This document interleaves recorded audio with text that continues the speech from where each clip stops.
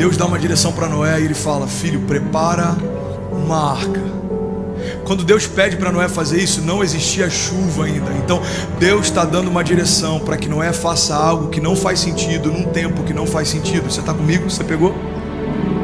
Então Noé começa a construir o que Deus falou. Noé começa a construir uma arca. E ele passa 1 década, 2 décadas, 3 décadas. Noé está lá, confiante na única palavra que ele recebeu. Ele está construindo a arca. Até que chega um tempo em que a chuva começa a cair. E Deus fala: olha, agora você vai para dentro da arca, fecha as janelas, fecha todas as portas de acesso, para que ninguém entre. Irmão, do lado de fora da arca estavam todos aqueles que caçoavam de Noé, enquanto ele construía a sua base de proteção. Irmão, Noé parecia estúpido, até que as primeiras gotas de chuva caíram. Pega essa chave.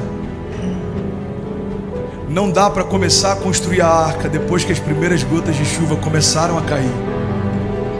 Tem muita gente parando no meio do caminho porque Deus já te disse o que fazer, mas você só quer fazer quando a crise chegar. Tem muita gente parando no meio do caminho porque quando as gotas começam a cair, fala: é verdade, a crise está vindo, eu preciso construir uma arca. Deixa eu te falar, irmão, não dá mais tempo. Toda palavra que Deus te deu, Ele está antecipando uma crise que ainda está por vir. A gente olha para um problema, para um gigante, para uma muralha, para uma tempestade e fala: Deus, me livra desse problema. Deus está dizendo para alguns de nós: eu permiti que esse problema chegasse até você, para que a partir desse momento você vivesse um novo nível. E o problema é que às vezes a gente está olhando para fora, esquecendo que as maiores tempestades estão acontecendo dentro. Irmão, nenhum barco afunda pela quantidade de água ao seu redor, porque todos eles navegam em meio ao oceano. Mas todo barco que afundou é porque em algum momento deixaram a água entrar. Você está comigo? Diga amém. Essas crises têm muito mais a ver com como você está do que como as coisas estão. Às vezes a gente está angustiado achando que a nossa crise é o final da nossa história, quando na verdade o poder do Evangelho não se revela só quando um problema vem, mas é como a gente reage a partir desse problema. O problema não é de quem está liberando lixo, o problema é de quem está levando isso para dentro de casa. O problema não são as más notícias no jornal, o problema é se os jornais são o meu devocional. O problema não é se a mídia está querendo espalhar terror sobre a população. O problema é se eu não carrego uma palavra de esperança. Irmão, todo lugar que não foi preenchido por Deus vai ser preenchido por alguém.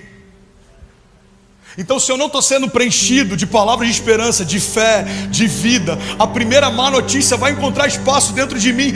Fé não é a certeza de ondas calmas. Fé é a certeza de que mesmo que elas me afundem, Deus sempre me traz à tona de novo. E de novo, e de novo, e de novo.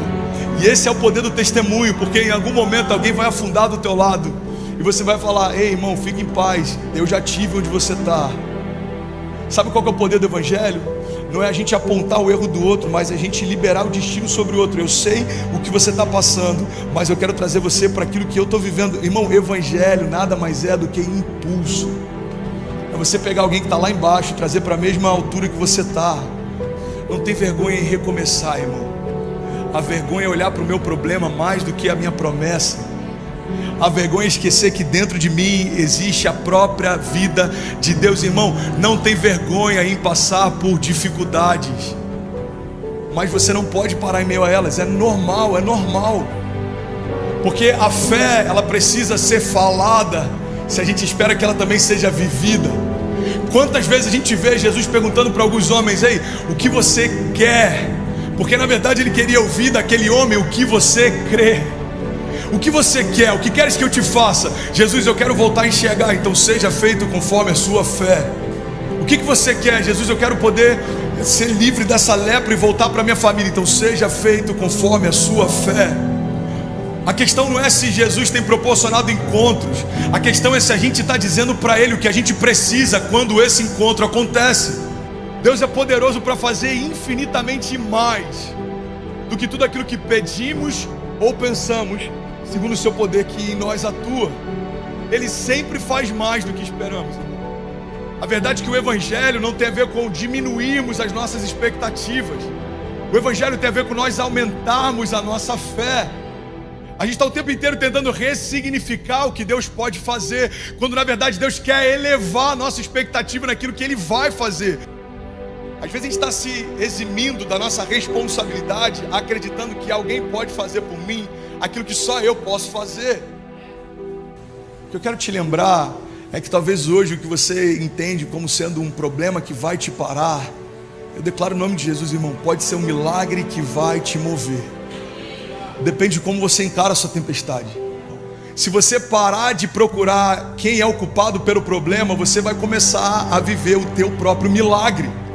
Enquanto a gente ficar procurando de quem é a culpa, a gente não consegue viver o próximo milagre. Sabe, a grande verdade é que essas crises têm muito mais a ver com como você está do que como as coisas estão.